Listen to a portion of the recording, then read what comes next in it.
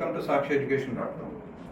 ఫిబ్రవరి 28న ఎడ్యుకేషన్లో ఏమేమి important updates ఉన్నాయో sakshieducation.comలో ఏమేమి ఉన్నాయో మీకు చూపిస్తాను ఒకసారి.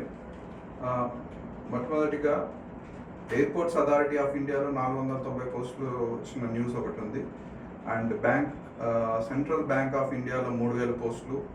అలాగే టీఎస్పీఎస్సీ గ్రూప్ 1 నోటిఫికేషన్కి ఎగ్జామ్ డేట్ అనౌన్స్ చేశారు. దీని విషయాలు కూడా తెలుసుకోవచ్చు. అట్లే బయో ఏషియా సమ్మిట్లో 5 లక్షల మందికి ఉద్యోగాలు కల్పించే అవకాశం ఉంది అక్కడ.